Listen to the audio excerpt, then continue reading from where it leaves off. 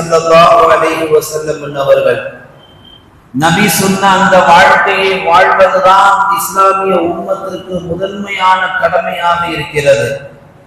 நபிகள் எந்த வாழ்க்கையிலே வாழ்ந்தார்களோ அந்த வாழ்க்கையிலே நாம் பின்தொடர்ந்து செல்வதுதான் நம்முடைய நோக்கமாக இருக்க வேண்டும். அதே நேரத்தில் நபிகள் நாயகம் ஸல்லல்லாஹு அலைஹி வஸல்லம் சொல்லி காமிக்கிறார்கள், உம்மத்து முஹம்மதியாவிற்கு ஒரு மிகப்பெரிய எச்சரிக்கையும் தருகிறார்கள். எப்படிப்பட்ட எச்சரிக்கை?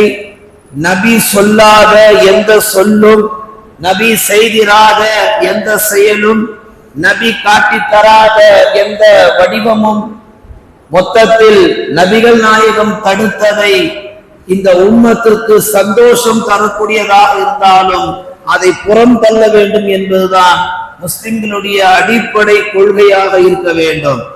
அப்படிப்பட்ட கோணத்தில் தான் அது ஹராம், தீபாவளி அது ஹராம் என்ற தலைப்பிலே நாம் இந்த ஜும்மாவிலே சிந்திக்க இருக்கிறோம்.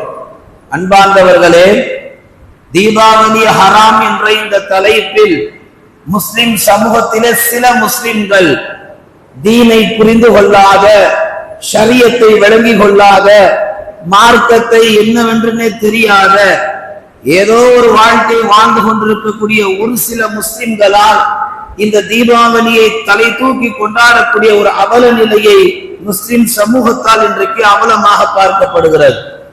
முஸ்லிம் சமூகத்தில் சில முஸ்லிம்கள் செய்யக்கூடிய இந்த தவறுகளுக்கு சில கேள்விகளை எழுப்பப்படுகிறது.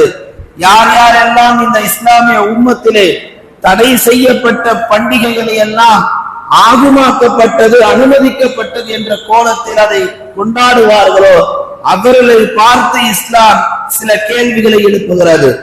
தீபாவளி அன்று ஒரு இஸ்லாமிய முஸ்லிம் எப்படி நடந்து கொள்வார் என்ற ஒரு கேள்வியை எழுப்பினால் அந்த முஸ்லிம் பதில் இப்படி சொல்ல வேண்டும்: ஒரு முஸ்லிமாகிய நான் வீணானவற்றிலே தலையிட மாட்டேன், தேவையில்லாத ஒன்றுக்கு என் சொந்த பணத்தை ₹1 கூட நான் செலவு செய்ய மாட்டேன் என்ற உறுதியான பதிலை ஒரு முஸ்லிம் தர வேண்டும் என்று இஸ்லாம் நமக்கு சொல்லி தருகிறது.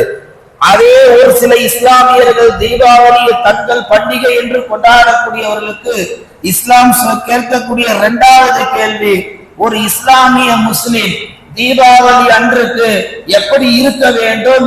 நான் தேவையில்லாத காரியங்களில் ஈடுபட மாட்டேன், தேவையில்லாத செயல்களில் நான் செய்ய மாட்டேன், நான் முற்றிலும் தவிர்ந்தவனாக, தேவையில்லாத காரியத்தை விட்டு ஒதுங்கியவனாக இருப்பேன் என்பதை இஸ்லாம் ஒரு சில முஸ்லிம்கள் தீபாவளியை தங்களுக்கான பண்டிகை என்று நினைத்து கொண்டாடுகிறார்களே அவர்களுக்கு இந்த கேள்வியை முன்வைக்கிறது.